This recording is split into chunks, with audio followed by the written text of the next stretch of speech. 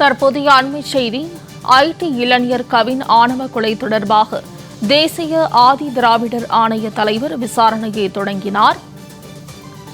கவின் ஆணவ கொலையில் விசாரணை தற்போது தொடங்கியுள்ளது. ஐடி இளைஞர் கவின் ஆணவ கொலை தொடர்பாக தேசிய ஆதி திராவிடர் விசாரணையை தொடங்கியுள்ளார். தேசிய ஆதி திராவிடர் ஆணைய தலைவர் கிஷோர் மக்வானா தலைமையிலான குழுவினர் விசாரணையை தொடங்கியுள்ளனர்.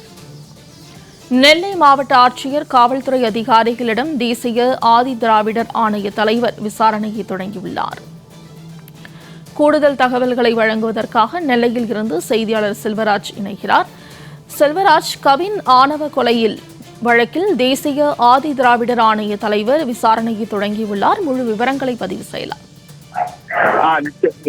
நிச்சயமாக மோனிஷா, தேசிய ஆதி திராவிடர் சமூகத்தின் நலன் மற்றும் அவர்களின் பாதுகாப்பு தொடர்பான ஒரு முக்கிய சம்பவம் குறித்தான ஆய்வு செய்வதற்காக தேசிய ஆதி திராவிட ஆணையத்தின் தலைவர் கிஷோர் மக்வானா தலைமையிலான உயர்மட்ட குழுவினர் நேற்று திருநெல்வேலிக்கு வந்தார்கள். அவர்கள் இதைத் தொடர்ந்து இன்று காலையில் மென்பொருள் பொறியாளர் கவினின் ஆணவ படுகொலை செய்யப்பட்டதை தொடர்ந்து நெல்லை மாவட்ட ஆட்சித்தலைவர் அலுவலகத்தில் இருந்து திருநெல்வேலி மாவட்ட ஆட்சித்தலைவர் சுகுமார், நெல்லை மாநகர காவல்துறை சந்தோஷ், துணை ஆணையர் பிரவீன்குமார் மற்றும் துணை ஆணையர் பிரசன்னகுமார் உள்ளிட்ட அதிகாரியுடன் தங்களுடைய ஆலோசனை என்பது நடைபெற்றுக் கொண்டு வருகிறது. மேலும் சிபிசிஐடியோட டிஎஸ்பி, அந்த ஐஓ என சொல்லக்கூடிய விசாரணை அதிகாரியாக உள்ள ராஜ்குமார் ஆகியோர் சற்று முன் திருநெல்வேலி மாவட்ட ஆட்சித்தலைவர் அலுவலகத்தில் அந்த விசாரணை என்பதை, அந்த ஆணையம் என்பது துவங்கி இந்த விசாரணையின் போது கவின் படுகொலை செய்யப்பட்ட இட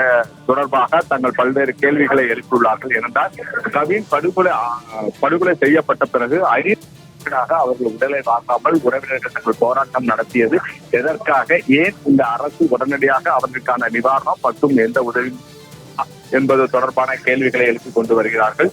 மேலும் இந்த வழக்கில் A3 என சொல்லக்கூடிய சுர்ஜித்தோட தாய் கிருஷ்ணகுமாரியே அவர் ஏன் இன்னும் கைது செய்யப்படவில்லை, அவர் செய்யப்படாததுக்கு காரணம் என்ன என்பது தொடர்பான அந்த கேள்விகளும் எழுப்பப்பட்டுக் கொண்டு வருகின்றன.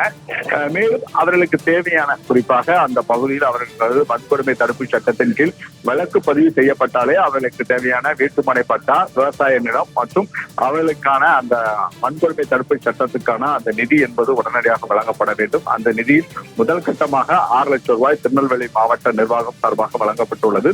2ஆம் கட்ட நிதியாக தூத்துக்குடி மாவட்ட நிர்வாகம் என்பது வழங்கப்பட வேண்டும். அந்த நிதி என்பது வழங்கப்பட்டுள்ளதா என்பது தொடர்பான கேள்விகளையும் அவர்கள் எழுப்பிக் கொண்டு வருகிறார்கள்.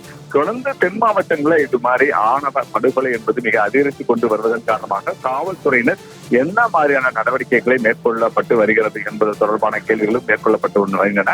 மேலும் இந்த வழக்கை பாளையங்கோட்டை உதவி ஆணையர் சுரேஷ் விசாரணை செய்யப்பட்ட நிலையில் இந்த வழக்கு என்பது தற்போது சிபிசிஐடிக்கு மாற்றப்பட்டுள்ளது. அந்த சிபிசிஐடியோட விசாரணை அதிகாரியாக இருக்கக்கூடிய அந்த டிஎஸ்பி ராஜ்குமாரிடமும் அந்த விசாரணை என்பது மேற்கொள்ளப்பட்டு வருகின்றன.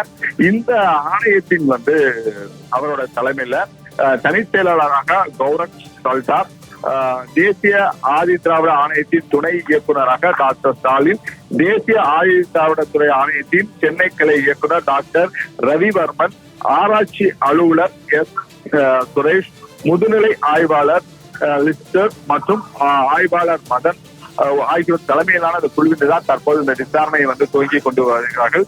இந்த விசாரணைக்கு பிறகு நேரடியாக அவர்கள் கவின் படுகொலை செய்யப்பட்ட இடமான அந்த இடத்தை பிஎம் சத்திரத்தில் உள்ள கேடிசி நகர் பகுதிக்கு நேரடியாக சென்று தங்களுடைய அந்த இடத்தையும் பார்வையிட்டு அதன் பிறகு நேரடியாக கவின் வீட்டிற்கு நேரடியாக சென்று அவர் தந்தை மற்றும் தாய் மற்றும் உறவினர்களை சந்தித்து அவர்கள் மூலமாகவும் தங்களுடைய இந்த சம்பவம் தொடர்பாக கேட்டறியுள்ளார்கள்.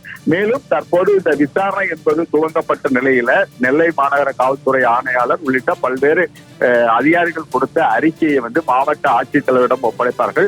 மாவட்ட ஆட்சித்தலைவர் தற்போது வரை இந்த விஷயம் தொடர்பாக, அந்த கவின் ஆணவ படுகொலை தொடர்பாக தங்களுடைய என்ன மாதிரியான நடவடிக்கை மேற்கொள்ளப்பட்டு உள்ளது, அவர்களுக்கு என்னென்ன உதவிகளால் செய்யப்பட்டுள்ளது, மேலும் இது போன்ற கொலைகள் தடுப்பதற்கான என்ன நடவடிக்கை மேற்கொள்ளப்பட்டு வருகிறது என்பது தொடர்பாக ஒரு அறிக்கையாகவே இந்த ஆணையத்தின் முன்பு அவர் வழங்க உள்ளார். இன்னும் சற்று நிமிடத்தில் அந்த அறிக்கையும் அவர் வழங்கி விடுவார்.